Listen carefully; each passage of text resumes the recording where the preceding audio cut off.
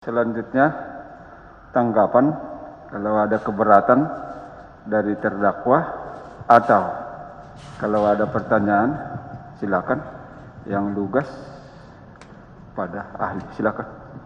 Terima kasih Yang Mulia, yang saya hormati Bu Eva sebagai saksi ahli saya.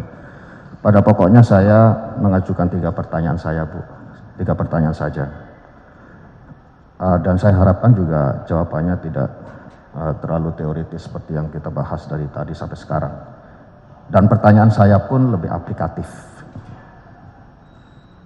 Yang pertama tadi Ibu ahli mengatakan bahwa penegakan hukum itu tidak boleh dilakukan dengan administratif yang melanggar hukum. Ya.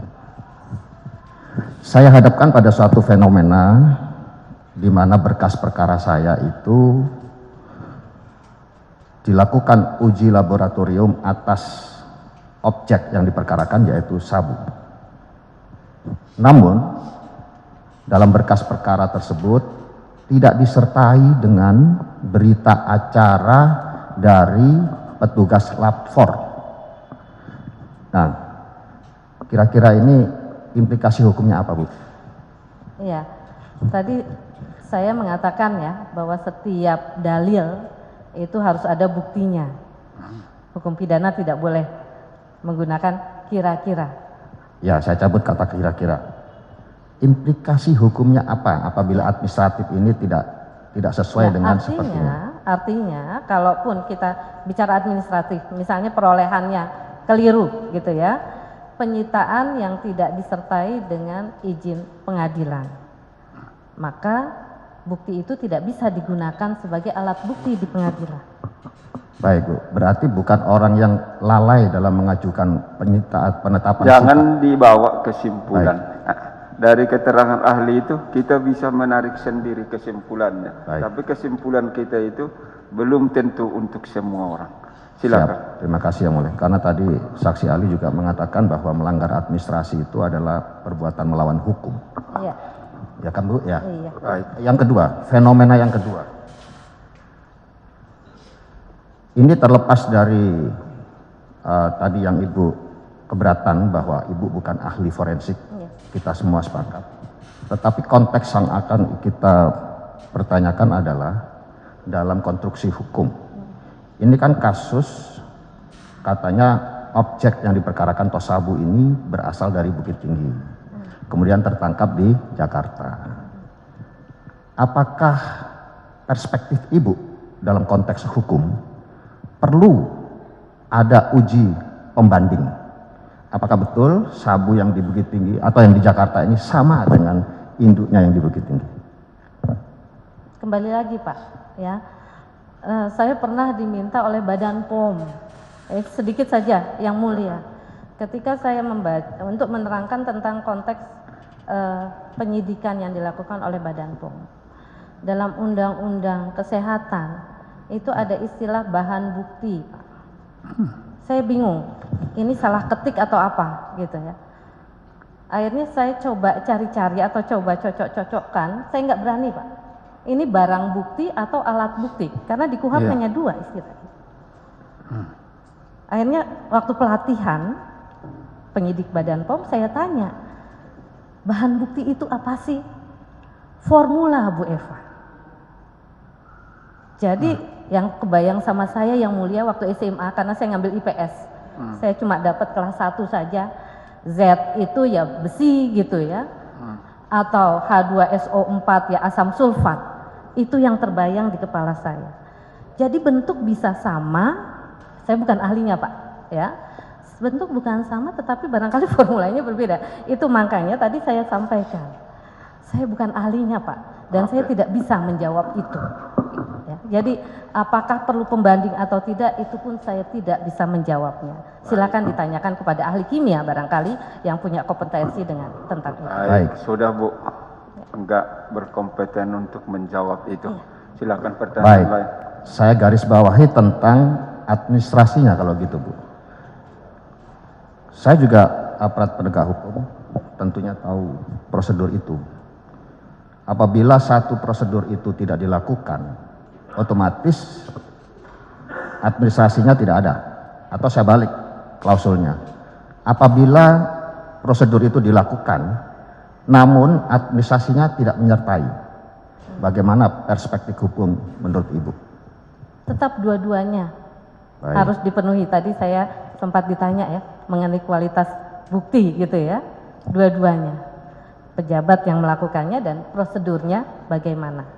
Jadi siapa dan bagaimana itu dua-duanya harus dipenuhi. Apakah artinya kesalahan administratif sesuai yang saya katakan dengan sampel A dan B tadi itu dapat dikatakan perbuatan melawan hukum oleh penyidik? Bisa saja perbuatan melawan hukum dalam pandangan hukum administratif, Terima kasih, Bu. tetapi dalam konteks hukum pidana memang harus kita lihat lagi. Terima kasih. Pertanyaan yang kedua, saya sangat memahami, Bu. Ibu diminta untuk memberikan kesaksian ahli dan legal opini dengan bahan yang barangkali menurut saya sangat terbatas. Terdiri dari 3 hal, 1 kronologis. Kronologis itu pun belum tentu Ibu ketahui kebenarannya kalau belum diuji. Yang kedua tentang berita acara pemeriksaan tersangka. Ada sekian, ada juga saksi. Yang itu pun belum teruji. Kemudian yang ketiga, data percakapan antara orang dengan orang, hasil dari laboratorium digital forensik. Yang itu pun terbatas. Saksi yang disajikan itu kira-kira 7 atau 8 orang, tetapi bukti percakapannya tidak utuh. Hanya si A dengan B, si A dengan C.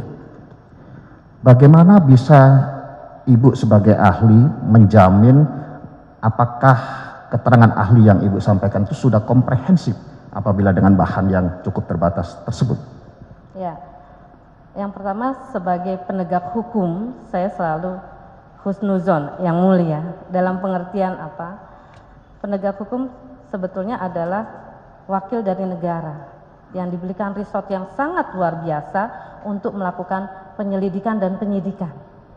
Dalam parameter itu, dalam keyakinan itulah kita akan selalu mengatakan mudah-mudahan yang dilakukan oleh penegak hukum itu adalah sesuatu yang memang sudah paripurna. Sehingga kami ahli juga akan memberikan pendapat yang paripurna. Tetapi akan sangat menyenangkan seperti hari ini saya bisa dihadirkan ke dalam sidang pengadilan sehingga verifikasi kalau misalnya bukti yang dihadirkan kepada saya tidak benar atau keliru atau kurang, maka verifikasi itu bisa dilakukan pada hari ini, begitu. Ya, saya kira jangan Yang sampai saya tanyakan, kemudian saya menjadi takut nanti Pak kalau tidak. Jadi perspektifnya seperti itu Pak. Ya, terhadap setiap penegak hukum saya akan melihat bahwa apa yang dilakukan harusnya didasarkan pada prosedur hukum yang telah ditentukan berdasarkan ketentuan undang-undang. Gitu ya Mulia. Konteks yang saya pertanyakan sebetulnya agak lepas dari apa yang beliau sampaikan. Ibu dikasih sajian bahan, 3 bahan tadi, di mana 3-3-nya itu belum sahih gitu ya Bu ya. Perlu pendalaman secara komprehensif, integral, dan holistik. Itu barangkali ini kan kasus yang luar biasa. Barangkali Ibu juga menangani kasus yang biasa-biasa sehingga sumpah pun tadi salah. Yang saya tanyakan adalah bagaimana dampaknya terhadap legal opini maupun kesaksian Ibu sebagai ahli apabila disajikan bahan sesederhana itu. Apakah berdampak terhadap kesaksian Ibu juga tidak komprehensif jadinya? Begitu maksud saya, Bu. Ya, kembali lagi Pak. Saya tidak tahu ya mengenai konteks situasi dan kondisi. Saya juga mengukurnya berdasarkan parameter teori yang saya pahami. Jadi kalau Bapak membaca jawaban saya barangkali bisa memahami itu. Ya, dalam koridor itulah ya 2 keyakinan tadi bahwa apa yang dilakukan oleh petugas itu tetap kita ukur dan terukur ya dalam konteks perolehan bukti dan sebagainya. Dan juga kalau kita bicara dalam konteks yang lain misalnya saya mencoba untuk mengukurnya dalam konteks teori yang saya pahami dan saya ketahui. Baik, Bu. Itu saja. Prosedur itu saya underline. Kira-kira dengan bahan yang minim itu apakah Ibu tidak ada semacam feel ya, perasaan, Pak penyidik, saya minta dong percakapannya ini jangan hanya bulan ini sampai bulan ini, dan jangan hanya orang ini dengan orang ini, tapi keseluruhan orang yang ada di dalam peristiwa ini. Ada nggak kira-kira Ibu? Ada, Ya. Pak. Terus jawaban penyidik gimana? Bu? Ya, karena saya tidak sekali. Saya juga meminta bahwa tadi seperti yang disampaikan oleh banyak pertanyaan kepada saya. Jawaban penyidik gimana? Nanti dulu, Pak. Sebentar Pak, Ya, sebentar ya. boleh ya. Iya, bentar, Ya. kasih jawaban dulu. Satu misalnya bahwa berkaitan dengan bagaimana perlakuan terhadap bukti. Karena saya tahu dalam konteks perlakuan terhadap bukti itu kita baca parameternya, undang-undang dan perkap, tapi ada culture barangkali yang berlaku di kepolisian. Makanya saya minta kepada penyidik, bagaimana kalau Anda menanyakan itu kepada ahli hukum kepolisian? Berkaitan dengan IT, saya juga mengatakan bagaimana kalau Anda mengatakan itu atau menanyakan itu pada hukum IT. Karena memang yang mulia, mohon maaf, karena ini saya dosen, guru. Penyidik tidak datang ke saya hanya dalam konteks atau dalam kaitannya dengan kasus yang dia tangani. Konteks konsultasi meskipun saya tidak di BAP, kadang-kadang juga ditanyakan kepada saya. Saya akan menjawabnya sebatas pemahaman teoritis. Tetapi bagian-bagian dari hal-hal yang saya tidak pahami, seperti tadi pertanyaannya Pak Hotman, pertanyaan jaksa, saya akan batasi. Ya, berdasarkan pengetahuan yang saya miliki. Itu Pak, saya sudah sampaikan. Ketika Ibu menyampaikan bahwa minimnya data dan Ibu ingin memperluas literatur yang ada, apa jawaban penyidik? Iya, insya Allah Bu, saya akan laksanakan. Tetapi apakah dilaksanakan atau tidak? Bukan. Kewenangan Jawaban itu penyidik bukan apa pada ketika verifikasi Ibu saya. sudah meminta atau menanyakan itu jawaban penyidik apa Bu? Iya. Iya itu gimana? Iya, itu menjadi satu masukan buat kami. Tapi saya kan bukan otoritas, bukan komandan ya Pak ya. Oke. Gitu. Saya hanya bisa menyarankan saja. Terima kasih Bu. Artinya apakah legal opini dan kesaksian ahli Ibu dalam persidangan ini hanya terbatas sesuai dengan bahan yang disajikan oleh penyidik? Seperti yang ada di dalam KUHP sebetulnya. Bukan. Apa yang disampaikan Saya pembandingnya di depan. ini. Sebentar terdakwa, beri dulu dia kesempatan seluasnya menjawab dari pertanyaan itu. Silakan ahli. Jadi apa yang disampaikan di depan persidangan itulah yang kemudian diambil sebagai keterangan ahli terhadap saya. Oke. Terima kasih yang mulia. Yang terakhir Bu, saya bicara tentang kejadian dan fase, episode, tahapan atau periodisasi. Barangkali Ibu cukup jawab sesingkat-singkatnya Bu, biar kita bisa komunikasi secara simultan. Karena ini menyangkut peristiwa yang berbeda waktunya. Pada bulan Mei dikatakan ada perintah dari si A kepada si B untuk mengganti barang bukti sabu dengan tawas. Menurut Ibu, apakah itu perlu pembuktian? Iya. Terima kasih. Kemudian berikutnya dikatakan tanggal 15 Juni ada pemusnahan barang bukti. Apakah berita acara pemusnahan yang sudah paripurna ditandatangani oleh para pejabat terkait dan telah memenuhi SOP? SOP-nya itu kira-kira dalam perkap berisi: 1. Mengundang instansi terkait. Yang kedua disaksikan oleh tersangka dan penasihat hukumnya. Dan yang ketiga adalah diberita acarakan. Itu sudah dilakukan secara paripurna. Disandingkan dengan keterangan saksi yang juga terdakwa, kira-kira lebih sahih mana berita acara pemusnahan tersebut dengan kesaksian dari saksi yang juga terdakwa? Tadi saya sudah jawab sebetulnya. Kita tinggal mengacu kepada 188 KUHP yang mulia. Ya, tinggal temuannya apa di sana? Petunjuk yang hadir apa? Sinkron atau tidak? Membuktikan ada atau tidak peristiwa yang dimaksud. Itu saja. Terima kasih. Baik, itu jawabannya. Terima kasih Yang Mulia. Kemudian di bulan Juni juga ada dikatakan memperkenalkan orang untuk menjual narkotika. Apakah itu juga perlu pembuktian, Bu? Setiap apa yang didalilkan tentunya harus dibuktikan. Terima kasih, Bu. Bagaimana jika yang diobrolkan ketika Juni, barangkali Juli, sampai Juni-Juli, itu tidak ada narkotika yang dipertunjukkan, baik kepada orang yang menawarkan maupun orang yang ditawari? Saya tidak bisa menjawab pertanyaan itu, karena memang Terima sudah kasih, sangat Bu. masuk ke dalam fakta yang mulia. Oke. Terima kasih. Baik, sudah fakta, dia tidak bisa menjawab. Siap. Baik, yang Saya deret periodisasi berikutnya. Lalu kemudian di bulan September antara B dan C serta D itu melakukan kegiatan yang diduga transaksi narkotika. Lalu si A mengetahui berdasarkan informasi dari chat, dan si A memerintahkan untuk tarik, batalkan dan musnahkan. Perintah ini juga dideliver kepada B, B kepada C, C kepada D. Menurut keterangan Ibu tadi dalam dinamika sidang ini, saya mendengar ada 163 bis ayat 2. Ya Bu ya.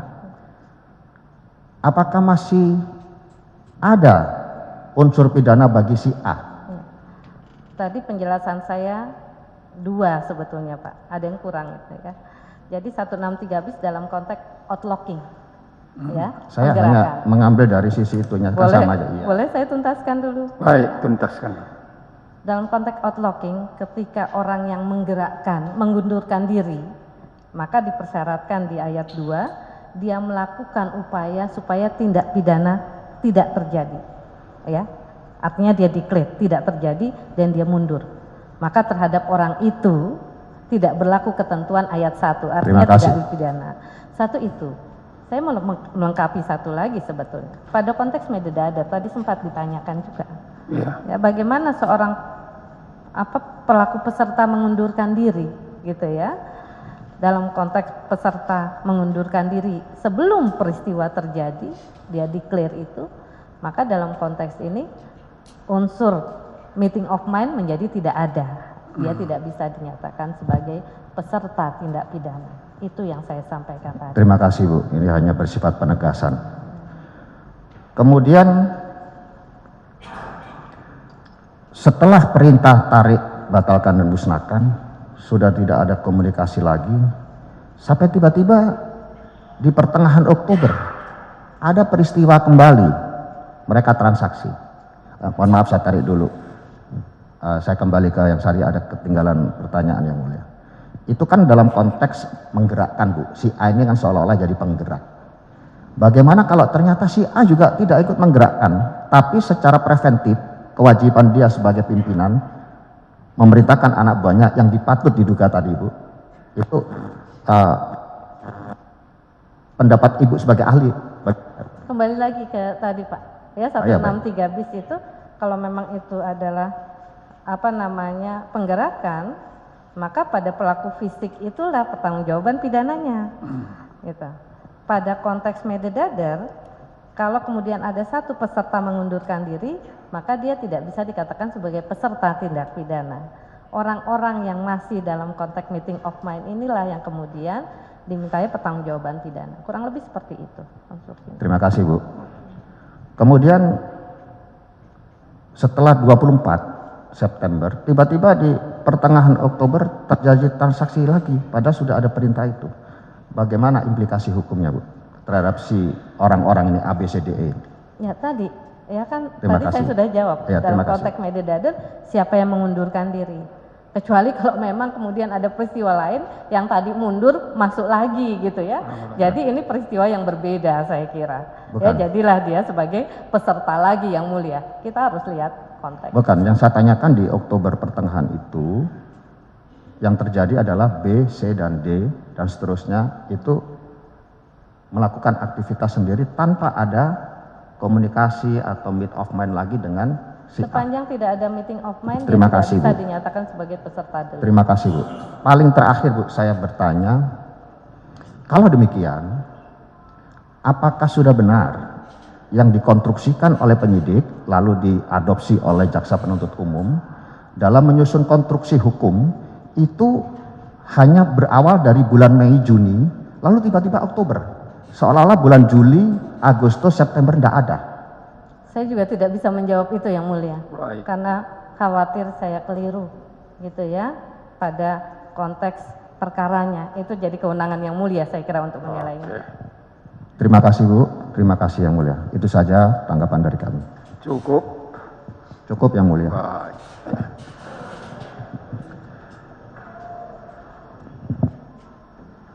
Baik, ahli.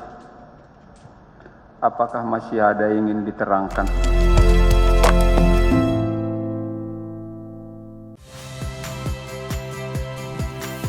Saya Radi Saputro. Saksikan program-program Kompas TV melalui siaran digital, pay TV dan media streaming lainnya. Kompas TV, independen, terpercaya.